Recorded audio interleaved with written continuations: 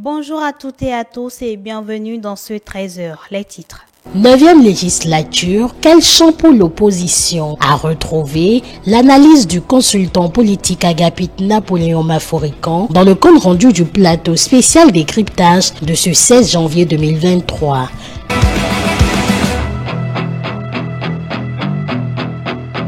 Devoir de mémoire. 46 ans après l'agression du Bénin par des mercenaires en 1977, les citoyens de la ville de Parakou rencontrés par une équipe de notre rédaction ne sont pas assez informés sur l'histoire qui se cache derrière cette date. Dans cette édition, les différentes interventions sont à retrouver.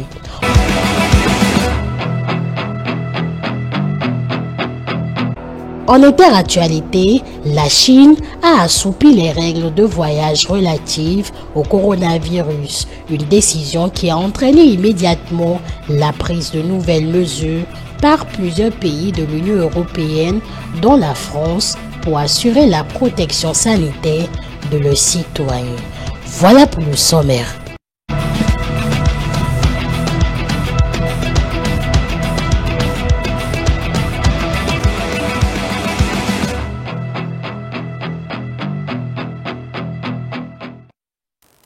Merci de nous préférer pour vous informer. On démarre cette édition par le compte-rendu du plateau spécial décryptage de ce 16 janvier 2023.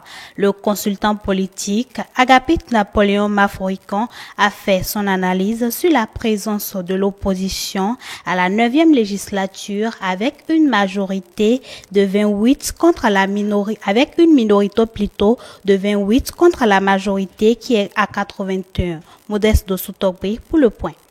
Un nouveau visage pour le Parlement béninois depuis la proclamation des résultats définitifs par la Cour constitutionnelle. Les législatives de janvier 2023 permettent ainsi de conjuguer au passé le vocabulaire Parlement monocolore. Au cœur du spécial décryptage de ce 16 janvier 2023, le consultant politique Agapit Napoléon Maforican a porté son analyse sur l'impact de la présence de l'opposition à la 9e législature avec 28 sièges sur les 109. Même s'ils avaient 50 comme 59, ça aurait le même impact. Nous ne copions pas. Hélas, le colonisateur, nos oppositions ne servent jamais ou servent très peu à produire l'alternative, à créer l'alternative. Nos oppositions ne servent pas à corriger les lois. Nos oppositions servent à bloquer. Depuis la France jusqu'à cette ancienne colonie, l'opposition sert à bloquer, à empêcher le pouvoir. Or, l'exécutif est élu, le chef d'État est élu pour conduire une politique. Bien sûr. Alors, si le rôle de l'opposition est de bloquer l'action du gouvernement, il se pose une situation. Donc, normalement, dès que l'opposition a connaissance d'une loi, si elle est bonne, pourquoi ne pas la voter? C'est parce qu'on est dans l'opposition qu'on doit nécessairement trouver une voie alternative. À en croire le consultant politique, nous avons au Bénin un modèle d'opposition de blocage qui ne reflète pas le concept d'opposition que les démocraties attendent. Depuis 2017, lorsque l'opposition a bloqué le projet de révision constitutionnelle, mais lorsque vous les écoutez, ils ne disent rien de... Ils n'ont jamais sorti une raison concrète. Lorsque la loi des finances arrive, parfois, on discute. Parfois, même lors de la discussion, vous ne voyez même pas d'opposition. Lors du vote article par article, ça passe. Lors du vote général, ça passe pas. En fait, nous avons un modèle d'opposition, de blocage. Or, le concept de l'opposition que les démocraties attendent, c'est l'opposition qui amène l'alternative. Qui disent non, vous aviez dit que vous allez faire ça. Mais si vous faites ceci, voilà l'impact possible. Voilà l'étude que nous, on a commanditée.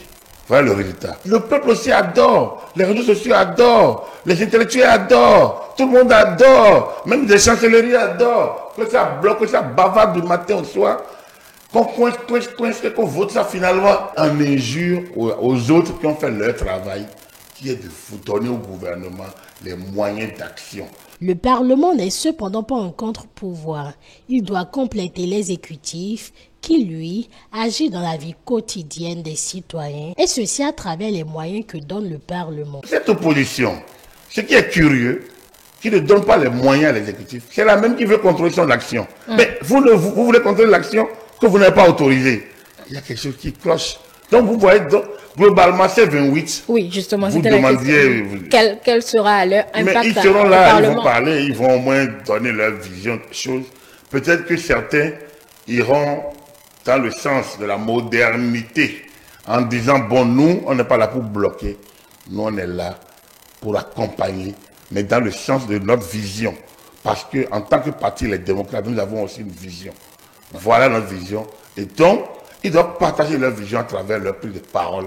Il n'y a pas de parti monochrome. Moi, je vous l'ai dit, dans aucun livre, dans aucun amphi de Sciences Po, vous n'allez entendre que le Parlement doit être bicolore, tricolore, multicolore.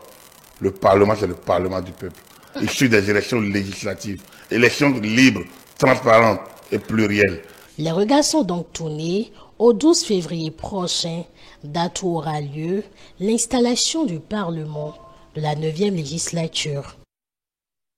Et puis, 96 heures après la proclamation des résultats définitifs par la Cour constitutionnelle, aucun recours du parti Les Démocrates n'a été encore enregistré. Pourtant, les responsables du parti ont annoncé adresser des recours après avoir contesté les résultats provisoires de la Sénat. À quoi peut-on s'attendre les jours à venir? Élément de réponse dans ce reportage que nous propose Mathieu Bocco. Au lendemain des résultats issus des urnes du scrutin du 8 janvier 2023, le parti Les Démocrates est très vite monté au créneau et conteste sans réserve les chiffres proclamés par la Commission électorale nationale autonome. C'est pour cette raison que le parti Les Démocrates s'active déjà pour introduire des recours auprès de la Cour constitutionnelle afin qu'il soit rétabli dans ses droits. Le parti Les Démocrates annonce donc des recours auprès de la Cour constitutionnelle afin qu'il soit rétabli dans ses droits. On en était là ce jeudi 12 janvier 2023, quand la Cour constitutionnelle elle-même confirme les résultats proclamés par la Sénat. Considérant que les suffrages valablement recueillis sur le plan national par chacune des listes se présentent comme suit. Mouel Bénin, 56 728 voix, soit 2,29%. FCBE, 109 598 voix, soit 4,42%. Les démocrates, 598 560 voix, soit 24,16%. IP Le Renouveau, 930 714 voix, soit 37,56%. IDBN, 26 430 voix, soit 1,07%. MPL, 31 638 voix, soit 1,28%. Bloc républicain, 724 240 voix, soit 29,23%. Considérant que seules les listes des partis politiques, Union progressiste Le Renouveau, Bloc républicain et les démocrates, pour avoir recueilli chacune au moins 10% des suffrages valablement exprimés au plan national, sont éligibles à l'attribution de sièges à l'Assemblée nationale. En somme, l'Union progressiste Le Renouveau obtient 53 sièges, les démocrates et le parti Bloc républicain décrochent respectivement 28 sièges. Cependant, la présente proclamation ne préjuge pas de l'issue des contestations qui pourraient entraîner l'invalidation de sièges de députés. La Cour constitutionnelle reste donc ouverte à la réception d'éventuels recours. Selon nos sources, le recours tant annoncé n'est pas encore introduit auprès de la Cour constitutionnelle. Mais une question, cela pourrait-il vraiment aboutir? L'expert électoral donne sa lecture. Ils ont annoncé qu'ils se prépareraient à formuler des recours. Donc, il faudrait déjà qu'ils en formulent le premier. Je vous l'avais dit, oui. Pour qu'ils formulent un recours, un seul, ce parti, il faudrait déjà qu'ils touchent des choses que la Cour constitutionnelle n'avait pas constatées par elle-même.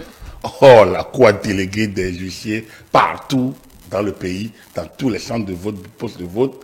Donc, pour que le Parti des démocrates apporte des éléments qui changent la donne, je pense qu'ils vont transpirer. Et de vous à moi, pour moi, ils n'ont rien. Ça ne peut pas prospérer parce qu'ils n'ont rien d'autre de nouveau. Ils ont les chiffres comme nous tous.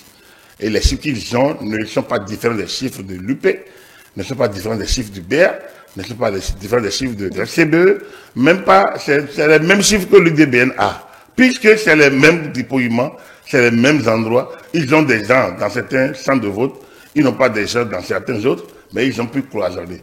Ils n'ont pas d'autres chiffres. S'ils ont des choses à signaler au procureur ou à la Cour constitutionnelle, on verra. Ils n'en ont pas. Il faut qu'ils publient. Ils n'ont qu'à publier, ils n'ont qu'à dire que dans la première circonscription électorale, dans tel arrondissement, nous avons gagné.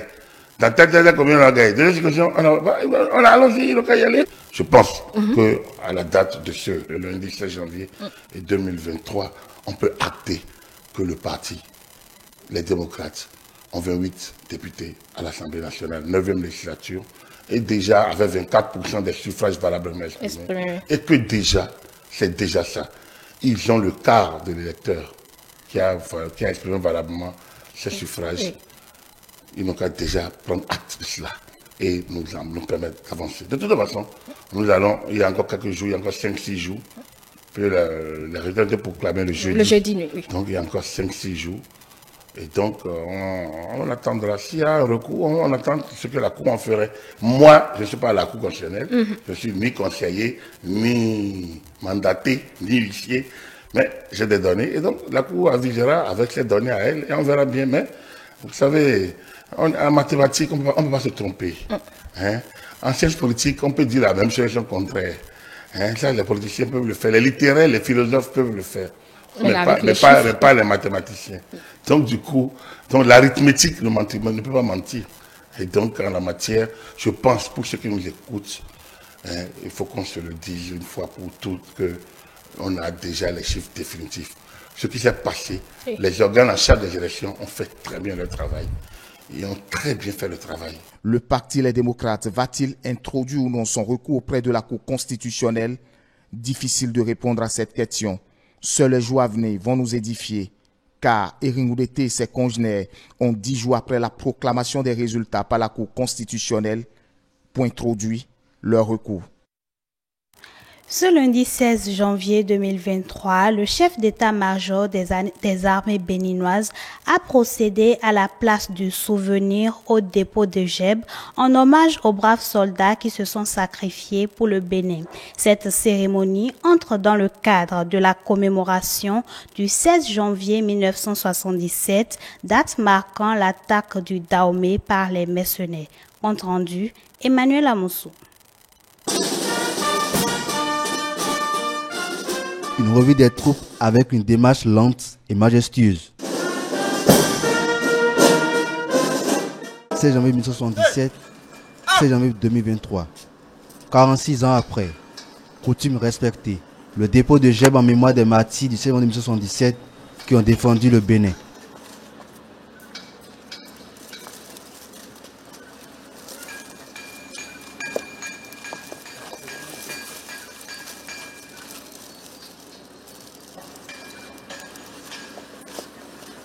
Les soldats entonnent avec un ton triste et une mine grave l'hymne aux morts.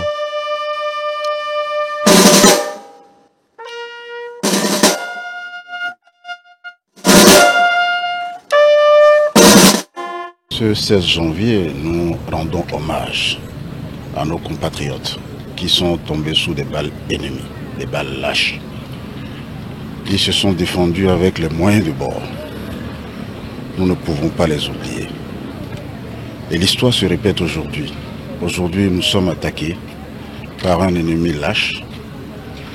Nous n'avons pas de front. Nous ne les connaissons pas. Nous ne connaissons pas leurs motifs. Mais ils s'attaquent à notre pays. C'est des moments qui nous rappellent que nous devons, par devoir, continuer à défendre l'intégrité de notre pays. Jusqu'à la dernière goutte de sang. Une cérémonie frugale pour rendre hommage à Paulin Toto, Yessoufou Lassisi, Sylvain Komlan, Basile Abiodun, Pascal Umpo Tapaba, Mathieu Tossou et Alassane Kassim. C'est une date mémorable pour ceux qui ont vécu cette période. 46 ans après, les citoyens de la ville de Parakou rencontrés par une équipe de notre rédaction ne sont pas assez informés sur l'histoire qui se cache derrière cette date. Ils sont au micro de Léon Baton-Héro. Je me rappelle que c'était un jour d'épiphanie, la fête des Porto-Noviens. Nous étions en train de fêter quand on entendait les bruits des canons, quand mon papa disait que la fête est douce aussi bien qu'ils sont en train de faire les canons. Mais alors que c'était les mercenaires qui étaient là, c'est après quelques minutes, on a appris que c'était les mercenaires qui étaient arrivés. Donc ça n'a pas refusé de faire notre fête et nous on a fait notre fête. Et après un instant, on a appris qu'ils ont pris encore vol, ils ont fui et sont partis. J'ai appris qu'il y a certains Béninois qui étaient inclus dans cet événement avant l'arrivée des mercenaires et ils n'ont pas pu faire ce qu'ils ont cherché à faire. Le Bénin a eu le dessus. Je vois que si vraiment le Béninois est inclus